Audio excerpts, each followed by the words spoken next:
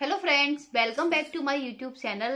दोस्तों, आज के वीडियो में हम बात करेंगे मौनी अमावस्या के बारे में। मौनी अमावस्या क्यों मनाई जाती है, मौनी अमावस्या का क्या महत्व है, और साथ ही साथ वीडियो के अंत में हम आपको मौनी अमावस्या से संबंधित व्रत कथा के बारे में भी बताएंगे।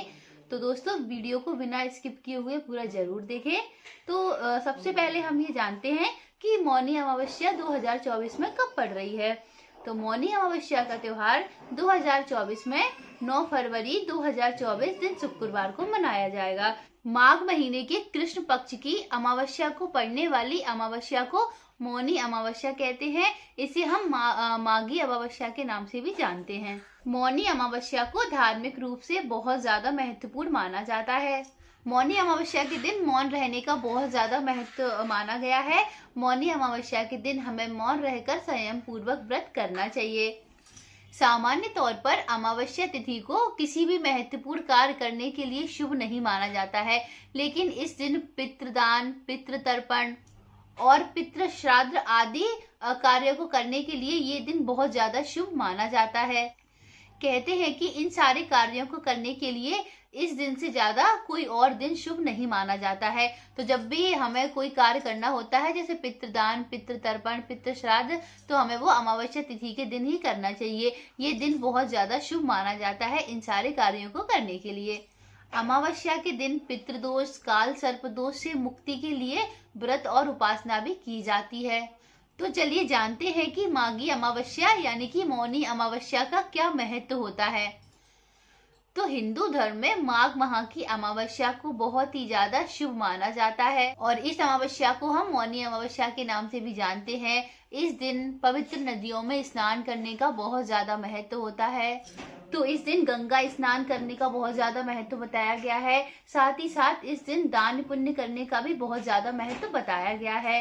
शास्त्रों के अनुसार ब्रह्म पर्व के दौरान माघी अमावस्या के दिन माघ संगम में गंगा स्नान करने से हमें मोक्ष की प्राप्ति होती है।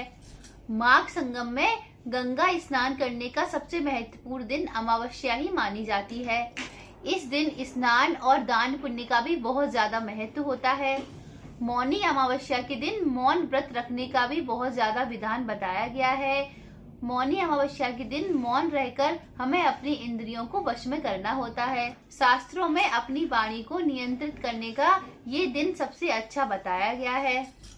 वैसे तो मौनी अमावस्या के दिन मौन व्रत रखने का काफी ज्यादा खास महत्व होता है, लेकिन अगर आप मौन व्रत नहीं रख पा रहे हैं तो कम से कम अपने मुख से कटु वचनों का प्रयोग ना करें। वैदिक ज्योतिष में चंद्रमा को मन का कारक कहा गया है और अमावस्या के दिन चंद्र दर्शन नहीं होते हैं। इससे हमारा जो मन है वो काफी चंचल हो जाता है। इसीलिए इस दिन मौन रहकर मन को संयम में रखने का विधान बताया गया है। इस दिन भगवान शंकर, भगवान विष्णु और साथ ही साथ पीपल के पेड़ की पूजा करने का बहुत ज्यादा विधान बताया गया है। तो ये तो था कि मौनी अमावस्या का क्या महत्व होता है। अब हम बात करते हैं मौनी अमावस्या की व्रत कथा के। तो चलिए मौनी अमावस्या की व्रत कथा आरंभ करते हैं। प्राचीन समय की बात है। देव स्वामी नाम का एक ब्राह्मण अपनी पत्नी, 7 पुत्रों एवं एक पुत्री के साथ निवास करते थे। उनकी पुत्री का नाम था गुणवती। ब्राह्मण देव स्वामी ने अपने 7 पुत्रों का विवाह संपन्न कर लिया था। बस उनकी पुत्री का विवाह शेष था। इसीलिए ब्राह्मण ने अपने बड़े बेटे को पुत्री के लिए उचित वर खोजने के लिए भेजा।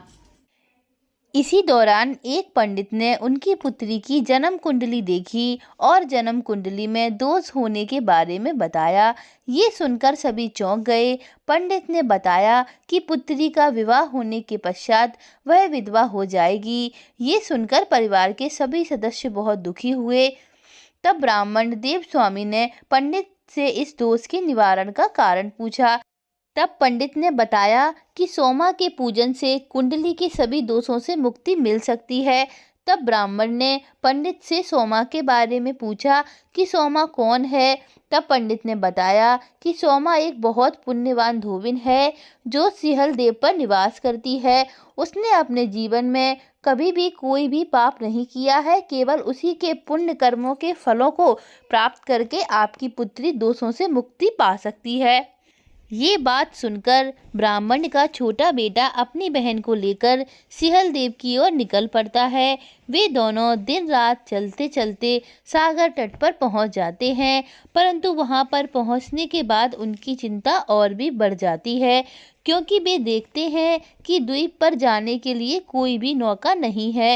इसीलिए दुखी होकर वो एक पेड़ के नीचे बैठ जाते हैं, और जिस पेड़ के नीचे वो दोनों भाई बहन बैठे थे, उसी पेड़ के ऊपर एक गिद्ध का घोंसला था। वहां पर उनका परिवार निवास करता। दोनों भाई बहन पेड़ के नीचे बैठकर बातें करने लगते हैं, और उनकी बातों को घोंसले में बैठे गिद्ध के बच्चे ध्यान से सुनते हैं, और उनकी बातें सुनकर वो बहुत दुखी हो जाते हैं। और जब शाम को उन बच्चों की माँ आती है तो देखती है कि बच्चों ने भोजन नहीं किया है।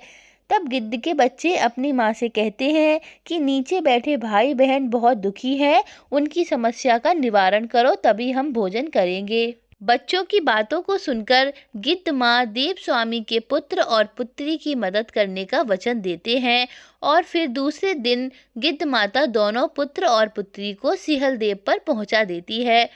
तब वहां पहुंचने के पश्चात दोनों भाई बहन सोमा धोबिन को प्रसन्न करने की एक योजना बनाते हैं, और रोज धोबिन के जागने से पहले ही उनके घर को साफ करके लीप देते। और जब सुबह धोबिन अपना घर देखती तो अपनी सभी बहुओं से पूछती कि सुबह सुबह घर की साफ सफाई कौन करता है। तो उनकी बहुएं झूठी प्रशंसा पाने के लिए कहते कि हमारे अलावा और कौन कर सकता है, हम ही घर को साफ कर देते हैं। लेकिन सोमा को अपनी बहुओं पर विश्वास नहीं हुआ। एक दिन सोमा सुबह जल्दी उठकर देखती है कि देव स्वामी की पुत्री उसके घर को लीप कर साफ कर देती है। ये सब देखकर सोमा धोबिन बहुत ज्यादा प्रसन्न हो जाती है, और उससे इन सब बातों का कारण पूछती है। तब देव स्वामी की पुत्री सारी बात बता देती है कि किस तरह से वो इधर आई और वो उसके घर पर क्यों साफ सफाई करती है। इन सारी बातों को जानकर सोमा धोबिन बहुत ज्यादा प्रसन्न होती है और उनके साथ चलने के लिए तैयार हो जाती है। और जब सोमा धोबिन कांचीपुरी जा रही थी, तब उसने अपनी बहू से कहा कि मेरी अनुपस्थिति में अगर किसी की मृत्यु हो जाती है तो उसके शरीर को नष्ट ना करे, मेरा इंतजार करे। इतना कहकर वो देव स्वामी के पुत्र और पुत्री के साथ निकल जाती है। कांचीपुरी पहुंचने के बाद अगले दिन ही देव स्वामी की पुत्री का विवाह तय हो जाता है और उसका विवाह संपन्न हो जाता है। लेकिन विवाह होते ही उसकी जो पुत्री थी उसके पति की मृत्यु हो जाती है। तभी सोमा अपने संचित पुण्यों का फल गुणवती को प्रदान करती है। इसके बाद गुणवती ने भगवान विष्णु की पूजा कर पीपल के पेड़ की 108 परिक्रमाएं की, जिसके बाद गुणवती का पति जीवित हो उठता है।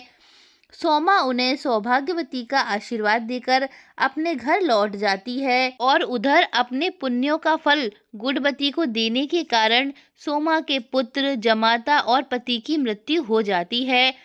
तब सोमा पुनः पुण्य फलों को संचित करने के लिए मार्ग में पीपल के पेड़ में विष्णु जी का पूजन करके 108 परिक्रमाएं करती हैं। इसके बाद उसके परिवार के सभी सदस्य जीवित हो जाते हैं, और तभी से पीपल के पेड़ का बहुत ज्यादा महत्व माना गया है। इसी दिन से पीपल के पेड़ की पूजा आरंभ हो गई। तो इस कथा के दौरान मैंने आपको बताया कि किस तरीके से सोमा धोबिन ने अपने पुण्य फलों को पीपल के पेड़ की परिक्रमा करके और भगवान विष्णु की पूजा करके अपने पुण्य फलों को संचित किया। तो इसी दिन से पीपल के पेड़ की जो है पूजा आरंभ हो गई। तो हमें मौनी अमावस्या के दिन ध्यान रखना है कि हमें इस दिन भगवान विष्णु, भगवान शंकर और साथ ही साथ पीपल के पेड़ की पूजा आवश्यक रूप से करनी चाहिए। तो फ्रेंड्स, ये थी मौनी अमावस्या से जुड़ी हुई सारी बातों की विस्तार पूर्वक जानकारी जो मैंने आपको आज की वीडियो में दी है। अगर आपको वीडियो अच्छा लगे तो प्लीज चैनल को सब्सक्राइब जरूर कर दें, और इसी तरह की वीडियोस देखने के लिए बेल आइकन को भी प्रेस कर दें ताकि आने वाले वीडियोस की नोटिफिकेशन सबसे पहले आपके पास पहुंचे। धन्यवाद। मिलते हैं अगले वीडियो में।